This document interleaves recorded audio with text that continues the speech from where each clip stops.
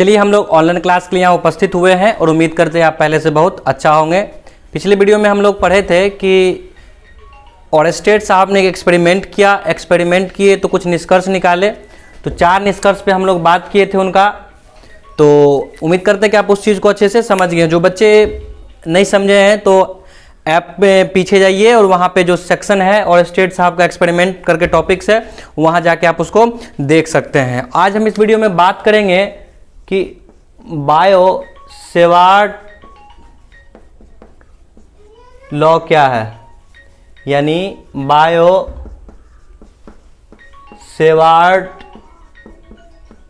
का नियम। बहुत इंपॉर्टेंट है बुआ, ये इसको समझना हम लोग को। देखिए एकदम सिंपल है, ज़्यादा टेंशन की आवश्यकता नहीं है। जैसे ज़्यादा टेंशन लीजिएगा दिमाग से स्लिप हो जाएगा। एम्पियर साहब ये तो बता दिए कि कोई एक तार लेंगे उसके चारों ओर चुंबकीय क्षेत्र उत्पन्न हो जाता है। मैग्नेटिक कंपास या मैग्नेटिक नीडल उसमें डेविएशन हो रहा है, इसका क्या मतलब हुआ बुआ, वहाँ चुंबकीय क्षेत्र का प्रभाव है। तो लेकिन कितना चुंबकीय क्षेत्र होगा, किस दिशा में होगा, ये एम्पियर साहब ऑरेस्टेड साहब ने नहीं बताया। ठीक है, तो ऑरेस्टेड साहब नहीं बताया तो कौन बताया बुआ, बायो-सेवार्ट जी बताए हैं कि कोई सा भी चालक तार हो, ठीक है, उसके एकदम बहुत छोटे टुकड़े के लिए किसी भी बिंदु पर चुंबकीय क्षेत्र कितना होगा, किसकी सहायता से हम लोग जानते हैं बुआ, बायो-सेवार्ट के नियम से हम लोग जानते हैं। तो बायो-सेवार्ट के नियम को हम लोग इस प्रकार परिभाषित कर सकते हैं कि किसी अल्पांश के कारण किसी बिंदु, ठीक है, किसी अल्पांश के कारण किसी बिंदु पर चुंबकीय क्षेत्र ज्ञात करने के लिए, ठीक है, बायो-सेवार्ट ने एक नियम का प्रतिपादन किया या नियम दिए, उसे ही बायो-सेवार्ट का नियम कहते हैं, जो इस प्रकार है या जो निम्नलिखित है। तो चलिए हम लोग समझते हैं पहले बायो-सेवार्ट का नियम है क्या, उसके बाद उसके थ्योरी पर बात करेंगे। ठीक है, बायो-सेवार्ट जी के अनुसार कि एक हम रेंडमली कोई भी चालक तार ले लिए, ठीक है, इसमें धारा प्रवाहित कर दिए। तो मान लेते हैं कि हम लोग धारा कितना प्रवाहित कर दे रहे हैं बुआ, आई धारा प्रवाहित कर दे रहे हैं। तो उनका कहना हुआ कि अगर यहाँ हम इस तार का एक छोटा सा टुकड़ा लेंगे, ठीक है, इस तार का एक छोटा सा टुकड़ा लिए जिसका नाम हम लोग रख दिए DL।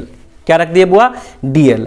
अब इस छोटे से टुकड़े के कारण किसी भी बिंदु, इसको मान लीजिए P, तो बिंदु P पर चुंबकीय क्षेत्र कितना होगा। तो बहुत ही सिंपल है बुआ, टेंशन की बिल्कुल आवश्यकता नहीं है। तो देखिए कुछ पैरामीटर्स को हम लोग डिफाइन करेंगे। जैसे देखिए ये अल्पांश हुआ बुआ और दोनों के बीच की दूरी, यानी ये अल्पांश और ये बिंदु के बीच की दूरी कितना है, R है। ठीक है, अल्पांश और बिंदु P के बीच थीटा डिग्री का कोण बना हो। ध्यान रखिएगा, अल्पांश और बिंदु P के बीच थीटा डिग्री का कोण बना हो। अच्छा, तार में धारा कितना प्रवाहित हो रही है, I। इस अल्पांश में भी कितना प्रवाहित होगा, वो I होगा ना, क्योंकि तार का इस छोटा सा टुकड़ा हो कहीं भी करेंगे धारा तो यही पूरा प्रवाहित होगी बुआ। तो इससे धारा कितना प्रवाहित होगी, I प्रवाहित होगी।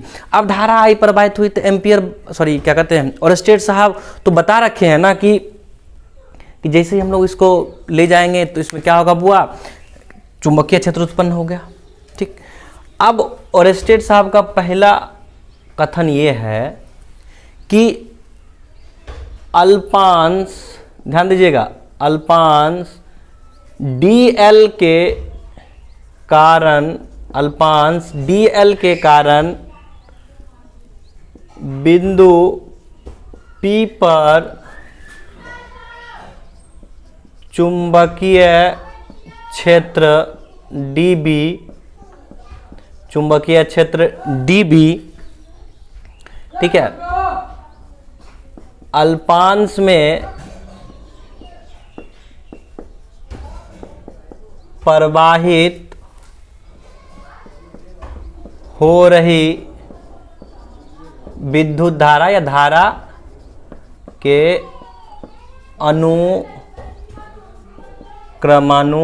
क्रमानुपाती होता है। ठीक है, इनका कहने का मतलब ये हुआ, इस चीज को समझिए। हम बोर्ड के लिए, बिहार बोर्ड के लिए बच्चों के लिए लिख दिए हैं, उनका थ्योरी स्टेटमेंट लिखे हैं कि अल्पांश डीएल के कारण बिंदु पी पर चुंबकीय क्षेत्र डीबी, बहुत छोटा हम लोग लिए यहाँ पे बुआ, इस टुकड़ा को लिए हैं, अल्पांश लिए हैं, तो उसके कारण चुंबकीय क्षेत्र भी होगा बहुत कम होगा। तो अल्पांश डीएल कारण बिंदु पी पर चुंबकीय क्षेत्र डीबी अल्पांश में प्रवाहित हो रही धारा के अनुक्रमानुपाती होते हैं। यानी इसको हम लोग मैथमेटिकली क्या लिखेंगे बुआ, डीबी सीधा समानुपाती आई, क्योंकि इसमें कितना धारा प्रवाहित हो रही है बुआ, आई। इसको मान लेते हैं हम लोग समीकरण फर्स्ट। यानी इसका मतलब समझिए अनुक्रमानुपाती क्या होता है कि अगर हम लोग डीबी को बढ़ाएंगे ना तो ई भी बढ़ेगा। ठीक है, हम लोग डीबी को बढ़ाएंगे तो ई भी बढ़ेगा। ठीक, अगर डीबी को हम लोग घटाएंगे तो क्या होगा बुआ, उल्टा बोल दिए अगर मतलब हम लोग आई को बढ़ाएंगे तो क्या बढ़ेगा बुआ, डीबी बढ़ेगा। अगर हम लोग आई को घटाएंगे तो डीबी क्या होगा बुआ, घटेगा, याद रखिएगा। ठीक है, हम लोग देखिए समानुपाती का मतलब होता है कि ये वाला जो क्वांटिटी है ना इस पर निर्भर कर रहा है। अगर इसको हम लोग बढ़ाएंगे घटाएंगे तो ये भी बढ़ेगा घटेगा। ठीक, इस चीज़ को ध्यान में रखिएगा। पहला हो गया। दूसरा उनका स्टेटमेंट था, समझिएगा, दूसरा स्टेटमेंट उन्होंने ये दिया, लिख लीजिएगा। ठीक है, तो अल्पांश डीएल के कारण बिंदु पी पर चुंबकीय क्षेत्र, ठीक है, अल्पांश की लंबाई, तो हम यहां तक आप लिख लीजिएगा। ठीक है, डीबी तक उसका हम लिख देते हैं, अल्पांश की लंबाई का सीधा समानुपाती या अनुक्रमानुपाती लिखे, दोनों एक ही चीज हुआ, का अनुक्रमानुपाती होता है। ठीक है, बाकी यहां से लेके अल्पांश डीएल कारण बिंदु पी पर चुंबकीय क्षेत्र डीबी अल्पांश की लंबाई का अनुक्रमानुपाती होता है। इसका क्या मतलब हुआ रे बच्चा, बोलो। इसका ये हो गया, यानी डीबी, ठीक है, सीधा समानुपाती डीएल। इसका मतलब समझिए कि अगर हम लोग डीएल को बढ़ाएंगे तो डी भी क्या होगा बुआ, बढ़ेगा। ठीक है, अगर हम लोग इसको घटाएंगे तो डीबी भी क्या होगा बुआ, घटेगा। इसी को बोलते हैं सीधा समानुपाती। और समानुपाती का मतलब समझिए कि इधर वाला जो क्वांटिटी है ना वो इस पर निर्भर कर रही है, इधर वाली क्वांटिटी इस पर निर्भर कर रही है। ठीक ना, इसका ये मतलब नहीं होता है कि ये वाला क्वांटिटी इस पर निर्भर करता है, ध्यान रखिएगा। ये वाला क्वांटिटी इस पर निर्भर करता है, ना कि ये वाला क्वांटिटी इस पर निर्भर करता है। इस समानुपाती का यही मतलब होता है। तो इसको हम लोग मान लेंगे समीकरण सेकेंड। ठीक है, चलिए इसको तो लिख लिए होंगे, इसको मिटाते हैं, थोड़ा सा समझिएगा बेहतर अंडरस्टैंडिंग्स। ठीक है, तो ये दो समीकरण आप सीखे, हम बगल में लिख लेते हैं समीकरण, ताकि जब अभी तो मिटा दे रहे हैं ना। यानी हम पहला समीकरण अभी क्या लेके आए बुआ कि डीबी जो है वह सीधा समानुपाती हुआ आई का, और सेकेंड समीकरण हुआ डीबी सीधा समानुपाती डीएल, यानी अल्पांश की लंबाई का। अब तीसरा जो समीकरण हम मतलब उनका कथन था, ठीक है, वो बोले फिर वही लिखेंगे बुआ, अल्पांश, बाकी लिख लेना अपना, अल्पांश लिखिए देते हैं डीबी के कारण, ठीक है, बिंदु पी पर चुंबकीय क्षेत्र अल्पांश डीएल न रे, चुंबकीय क्षेत्र डीबी। ठीक है, अब देखिए अल्पांश और इस बिंदु के बीच कितना डिग्री कोण है बुआ, थीटा डिग्री का है। ठीक है, तो चुंबकीय क्षेत्र डीबी, ठीक है ना, बिंदु पर चुंबकीय क्षेत्र डीबी अल्पांश और बिंदु पी के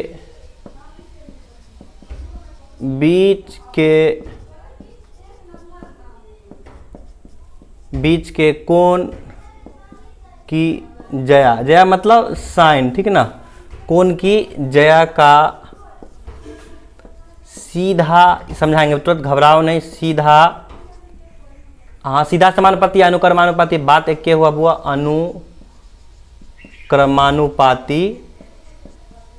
अनुक्रमानुपाती होता है। ठीक है, यानी अल्पांश डीएल के कारण बिंदु पी पर चुंबकीय क्षेत्र डीबी अल्पांश और बिंदु पी के बीच के कोण कितना है बुआ, यहाँ थीटा है कि जया यानी साइन का अनुक्रमानुपाती होता है। तो थीटा का जया मतलब क्या बुआ, साइन थीटा रे। इसी को इतना लंबा चौड़ा करके लिखा है, घबराने की बिल्कुल बात नहीं है, टेंशन फ्री रहो रे। तो हम लोग इसको लिख सकते हैं, बोलो बच्चा, डी बी सीधा समानुपाती साइनम थीटा। इसको समीकरण तीसरा। ठीक है, अब उनका चौथा यहाँ पे लिख लेते हैं बुआ अपना, ये हुआ बैग में हम इसको रखते चलते हैं समीकरण साइनम थीटा। ये हो गया अपना तीसरा समीकरण। उनका चौथा जो स्टेटमेंट है, चौथा स्टेटमेंट ये था कि डीएल और बिंदु पी के बीच जो दूरी है ना बुआ, यानी इसके कारण चुंबकीय क्षेत्र बिंदु P पर, ठीक है ना, इसके कारण चुंबकीय क्षेत्र बिंदु P पर दूरी के वर्ग के व्युत्क्रमानुपाती होता है। ठीक, यानी अल्पांश डीएल लिख लीजिए,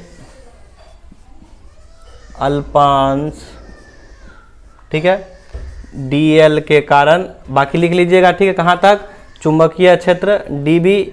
ठीक है, तो क्या लिखिएगा, अल्पांश और बिंदु पी के बीच की दूरी के वर्ग का व्युत्क्रमानुपाती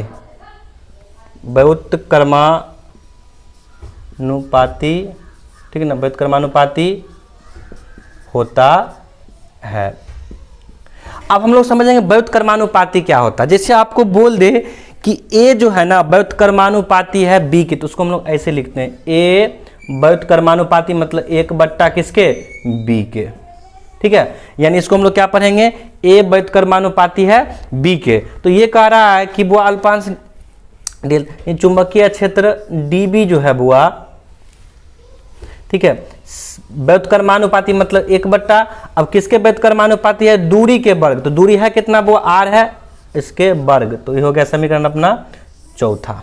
ठीक है, जैसे आपको बोल दे, इसको दो तरीका से हम लोग पढ़ सकते हैं। इसको ऐसे पढ़ सकते हैं कि a जो है ना वह b के व्युत्क्रमानुपाती है, या a जो है 1/b के सीधे समानुपाती है। इसको समझिएगा, जैसे a मान लो, इसको हम लिख सकते हैं 1/r²। इसको क्या पढ़ेंगे बुआ कि a जो है ना सीधा समानुपाती किसके है, 1/r² को। इसी को दूसरा तरीका से क्या पढ़ेंगे कि a जो है व्युत्क्रमानुपाती है किसके, r² को। तो ऊपर एक को काउंट कर लेंगे तो वह सीधा समानुपाती कर लेंगे, और नहीं तो 1/r²। अगर जैसे हम लोग पढ़े तो ये होगा सीधा समानुपाती 1/r², और नहीं 1 ऊपर नीचे बाकी को काउंट करेंगे तो a व्युत्क्रमानुपाती किसके, r² के। तो उम्मीद करते हैं इस चीज़ को आप समझ गए कि किसका साइन का क्या मतलब होता है, ये बहुत इंपॉर्टेंट होता है।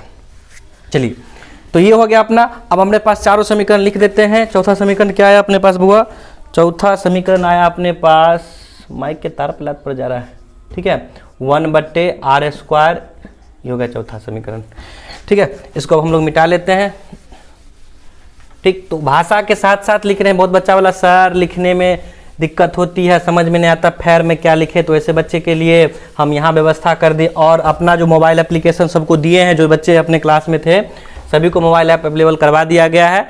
और वहाँ उसमें नोट सेक्शन में जाइएगा, डेली आपको अपडेट्स मिलेंगे वहाँ। ठीक है, चलिए, मतलब जो आज पढ़ाएंगे ना इसका जो भी नोट्स होगा आपको दे दिया जाएगा कैसे फेर में लिखना है। ठीक है, चलिए, अब हम लोग यहाँ लिखेंगे समीकरण 1, समीकरण 2, समीकरण 3 और समीकरण 4 को संयुक्त करने पर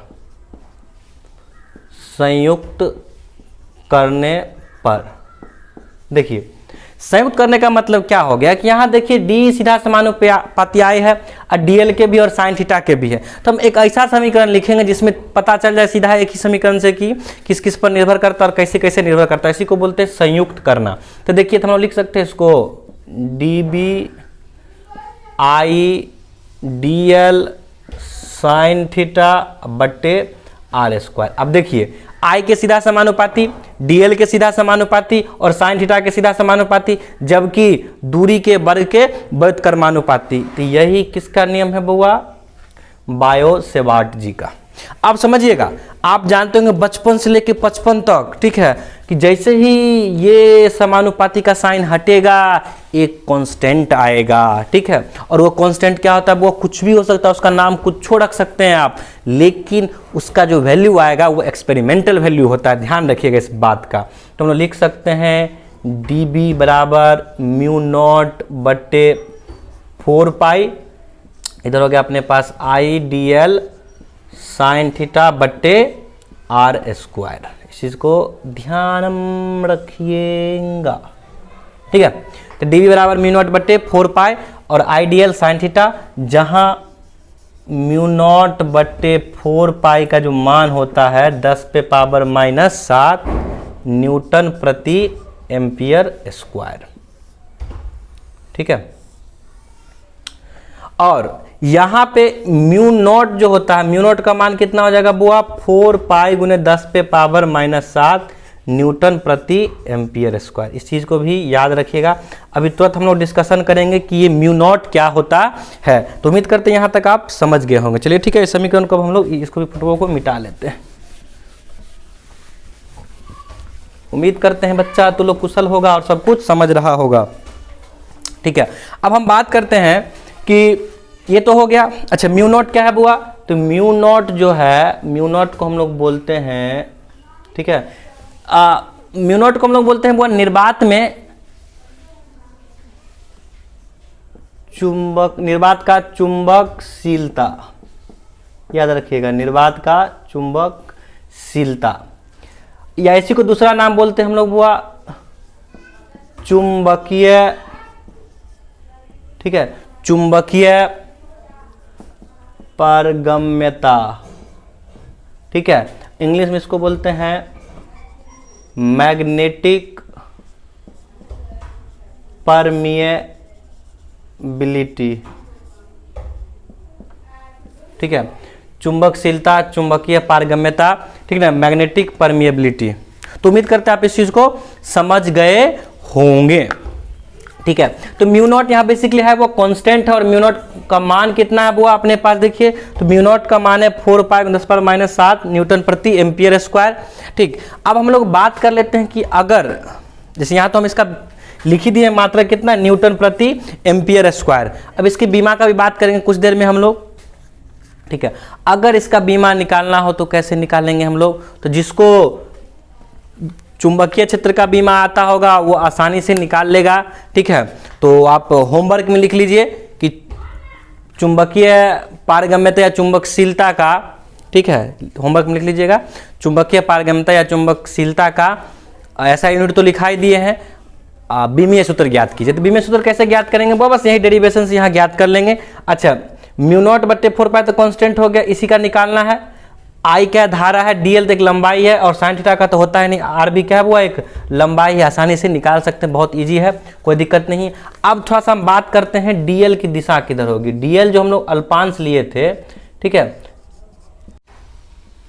ठीक है, तो डीएल जो अल्पांश है वो अल्पांश की दिशा जो होगी धारा की दिशा में। जैसे मान लीजिए अगर हम एक तार लिए, ठीक है, इस तार में अगर हम यहाँ छोटा सा अल्पांश लिए, तो अब अल्पांश की जो दिशा होगी वो किस पर निर्भर करेगी, तो ये निर्भर करेगी बाबू, ध्यान रखना, अल्पांश की जो दिशा होती है धारा की प्रवाह की दिशा में। अगर धारा नीचे की ओर है तो अल्पांश की दिशा नीचे की ओर होगी, अगर धारा की दिशा ऊपर की ओर होगी तो अल्पांश की दिशा भी ऊपर की ओर होगी। ये बहुत इंपॉर्टेंट है, ध्यान रखिएगा, क्योंकि डीएल को हम लोग ना सदिश राशि के जैसे ट्रीट करेंगे अभी, ठीक। चलिए, तो ये हो गया अपना, इसको मिटाते हैं, ठीक है। होमवर्क तो पता हो गया क्या करना है बुआ सो। चलिए, अब हम बात करते हैं, एक बहुत ही इंपॉर्टेंट कॉन्सेप्ट होता है कि चुंबकीय क्षेत्र जो आया अपना, ठीक है ना, जो चुंबकीय क्षेत्र आया, तो चुंबकीय क्षेत्र का सदिश निरूपण क्या होगा, ठीक है, चुंबकीय क्षेत्र का सदिश निरूपण लिखना है, ठीक। तो देखिए चुंबकीय क्षेत्र का सदिश निरूपण कैसे होता है, समझिएगा। dB बराबर अपने पास क्या आ गया वो, म्यू नॉट बट्टे 4 पाई IDL साइन थीटा बट्टे R स्क्वायर, ठीक है ना, IDL साइन थीटा बट्टे आर स्क्वायर। अब देखिए इसको हम लोग क्या लिख सकते हैं, काम क्या करते हैं हम लोग, आर से ऊपर नीचे गुना कर देते हैं, ठीक, बड़ा सिंपल है। म्यू नॉट बट्टे 4 पाई आ जाएगा अपने पास, I D L sine theta into R बट्टे क्या आ जाएगा आर क्यूब। इसको और अच्छे से लिख लीजिए, हम लोग लिख लेते हैं म्यू नॉट बट्टे 4 पाई, आई को यहाँ कर लेते हैं। अब इधर बताइए क्या हो गया अपने पास, D L R sine theta बट्टे आर क्यूब, ठीक। अब इसको हम लोग आसानी से लिख सकते हैं बुआ, म्यू नॉट आई बट्टे 4 पाई, ठीक है।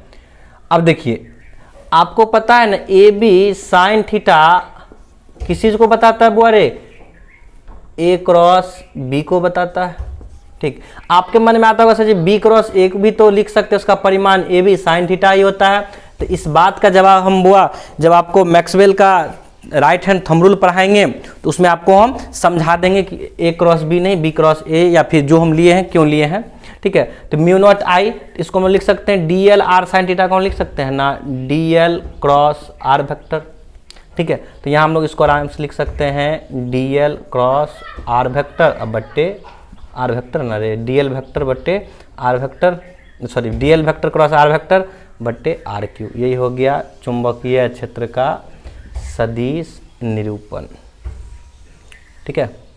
यानी हम लोग कह सकते हैं बायो सेवार्ट के जो नियम है उसका सदिश निरूपण क्या होगा बुआ, डी बी बराबर म्यू नॉट आई बट्टे 4 पाई डी एल क्रॉस आर बट्टे आर क्यूब। इस चीज़ को ध्यान में रखना है। तो क्या हो गया बुआ, ये बायो सेवार्ट जो नियम है उसका क्या है, सदिश निरूपण है। हम लोग इस प्रकार उसको निरूपित करते हैं, ठीक है। आगे आपको हम बताएंगे कि यहाँ पे हम लोग, आपके मन में प्रश्न आता होगा कि sir R cross D L का ही नहीं लिए जो हम लोग डी एल क्रॉस आर लिए। तो जब हम लोग मैक्सवेल का राइट हैंड थंब रूल पढ़ेंगे ना तो उसमें इसको स्पष्ट करेंगे कि इसकी दिशा कैसे निकालते हैं।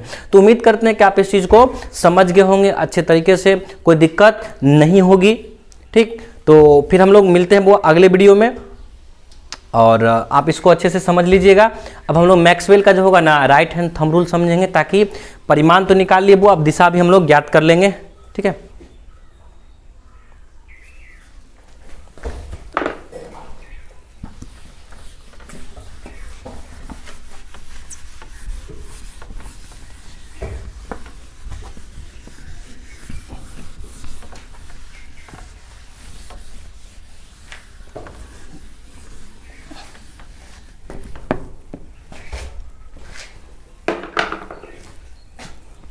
चलिए आज इस वीडियो में हम लोग समझेंगे कि मैक्सवेल का राइट हैंड थंब रूल क्या होता है, ठीक है ना। हम लोग लिख लेते हैं मैक्सवेल्स, ठीक ना, राइट हैंड थंब रूल, ठीक है। यानी इसको हम लोग कह सकते हैं कि मैक्सवेल, अरे बउआ ये ग्लेन मैक्सवेल नहीं, ऑस्ट्रेलियन प्लेयर नहीं है क्रिकेट का, ये बहुत बड़ा साइंटिस्ट थे। और यूँ कह सकते हैं कि क्रिकेट जगत का जिस प्रकार मैक्सवेल हैं उसी प्रकार हमारे मैक्सवेल महोदय भी अपने साइंस जगत के मैक्सवेल ही थे। इन्होंने केमिस्ट्री में भी बहुत सारा अपना थ्योरीज दिए हैं, फिजिक्स में तो खूब भर के दिए हुए, कहिए नहीं, ठीक है। चलिए आगे, बहुत मस्त है इनका थ्योरी सब, ग्रेजुएशंस में भी बड़ी मस्त मस्त थ्योरी है इनका, ठीक है। तो मैक्सवेल का दाहिने हाथ के अंगूठा का नियम, जितना लंबा चौड़ा है ना बउआ उतना ही छुटकू है, समझिएगा। कि मैक्सवेल बोले, यानी मैक्सवेल जी का जो अपना राइट हैंड थंब रूल है, यानी मैक्सवेल का दाहिने हाथ का अंगूठा नियम, तो ये समझाता है, ये बताते हैं कि अगर हम अपने हाथ में सीधा मतलब स्ट्रेट, STRIGHT स्ट्रेट, ठीक ना, स्ट्रेट वायर कहने का मतलब एकदम सीधा तार, ठीक। अगर हम अपने हाथ में सीधा तार को पकड़ते हैं, जैसे मान लीजिए, चलिए ठीक है, जैसे मान लीजिए ये अपने पास एक तार है, ये बता रहा है कि धारा किधर जा रहा है, वो नीचे से ऊपर की ओर प्रवाहित हो रही है, ठीक है। अब इसको अपने हाथ में हम इसको पकड़ लिए, ठीक है। अपने हाथ दाहिने हाथ में पकड़ लेने, राइट हैंड मतलब दाहिना हाथ। तो दाहिना हाथ बुझने आता ना, ये देखो हमारा दाहिना हाथ है, बद्धी उद्धी बांधते हैं, लड़कियां का बायां हाथ में होता है, खैर अपना दायां बायां समझ लीजिएगा, ठीक है। देखिए दाहिना हाथ हुआ, तो दाहिने हाथ में इसको हम लोग पकड़े, ठीक है ना। अब क्या कहते हैं वो कि यदि हम अपने दाहिने हाथ में किसी सीधे धारा प्रवाहित चालक तार को रखते हैं तथा अपना जो अंगूठा है यानी दाहिने हाथ का जो अंगूठा है अगर धारा की दिशा में हो, तो देखिए धारा की दिशा किधर है, वो ऊपर है, धारा की दिशा में हो, तब बचे हुए जो ये उंगलियां हैं ना बुआ देखो इस दिशा में है, ठीक है।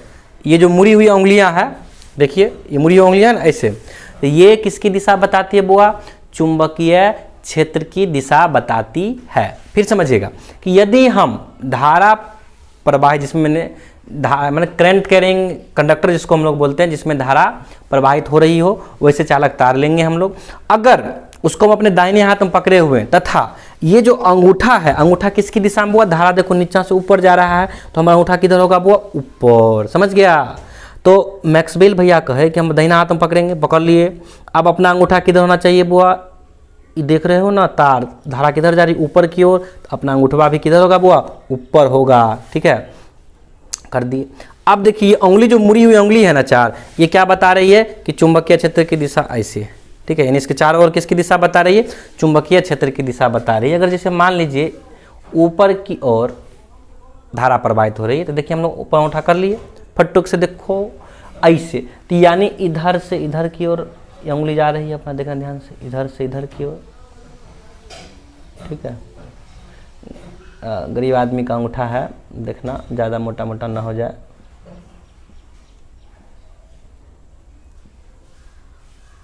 ठीक है, इसको हम लोग पकड़े हुए हैं।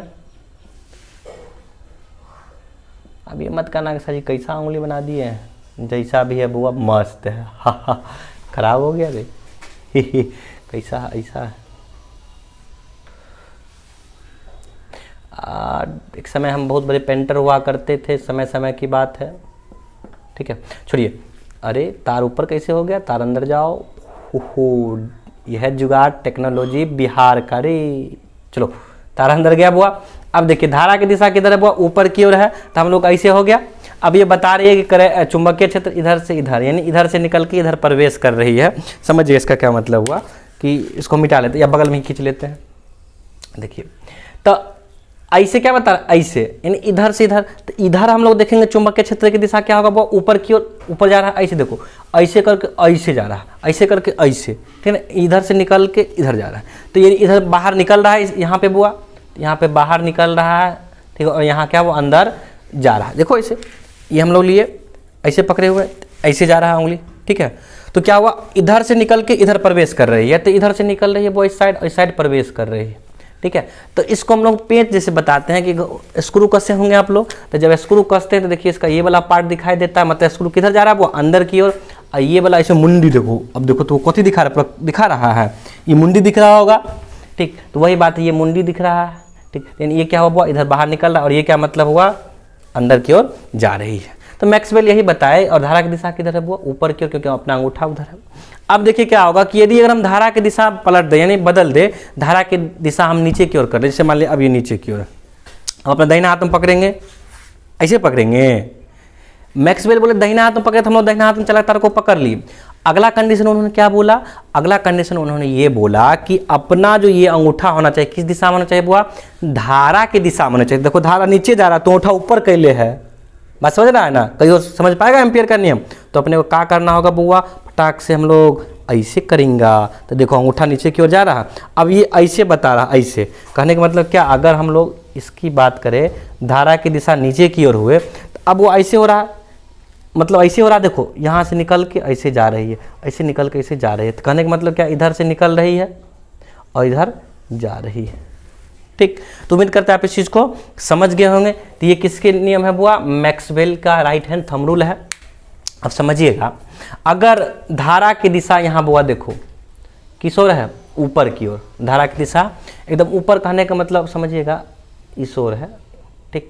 और इस बिंदु पर, बिंदु ए मान लीजिए, यहाँ चुंबकीय क्षेत्र की दिशा की तरह हो गया बुआ, तो देखिए ये यहाँ है एकदम बाहर की ओर है, ठीक है, इन इस पर लंबवत है, ठीक है ना, ये बोर्ड से बाहर निकल रहा है, मतलब इस चालक तार पे क्या है वो लंबवत है।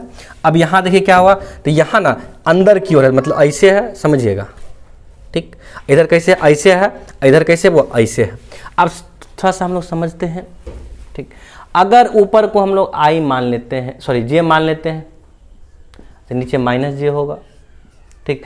तब बताइए किधर होगा बुआ, तो ऊपर की ओर है, बाहर की ओर निकल रहा है, मतलब ऊपर की ओर जा रहा है, तो ऊपर को हम लोग कौन कैप से लिखते हैं बुआ, के कैप से लिखते हैं, ठीक। और इधर बुआ कितना हो जाएगा, अंदर की ओर जा रहा है, तो माइनस के कैप।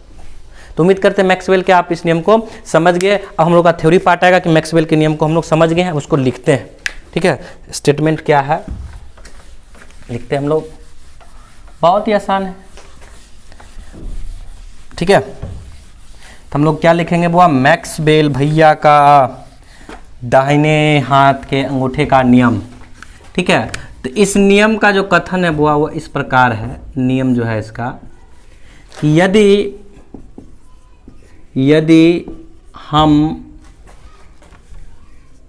अपने दाहिने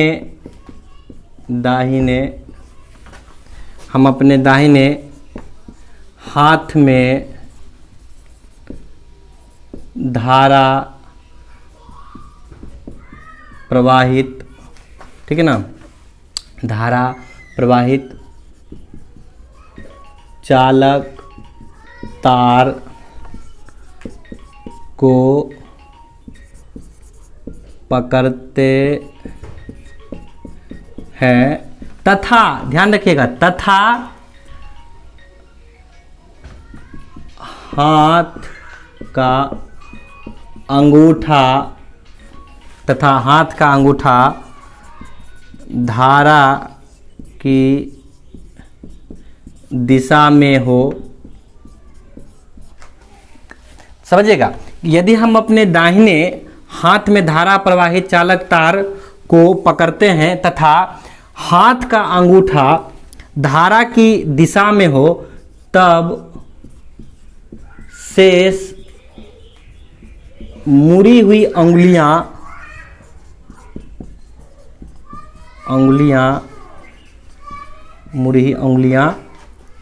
ठीक है, शेष मुड़ी हुई अंगुलियां चुंबकीय क्षेत्र को दर्शाती है, ठीक है। यानी हम अपने दाहिने हाथ में सीधा धारा प्रवाहित, ठीक है ना, हाथ में यहाँ लिख लीजिएगा, धारा प्रवाहित सीधा चालक तार को पकड़ते हैं, तब दाहिने हाथ के अंगूठा किसकी ओर होगा, तथा यहाँ लगा हुआ, तथा दाहिने हाथ का अंगूठा धारा की दिशा में हो, तब शेष मुड़ी हुई अंगुलियां चुंबकीय क्षेत्र को दर्शाती है। तो उम्मीद करते हैं आप इस चीज़ को समझ गए होंगे, अपना थ्योरी पार्ट। और अभी जो हम लोग फोटोआ बनाए थे हाथ वाला, वो फोटो बना लीजिएगा, ठीक है। हम बना देते हैं आपको अच्छे से, ठीक है,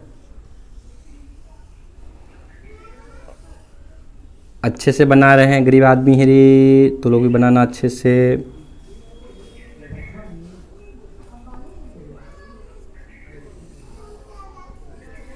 ठीक है। इसको अच्छे से हम लोग बना लेते हैं। कैसे दिखेगा, देखो ऐसे रहेगा, तो ये भैया अपना ऐसे होगा, और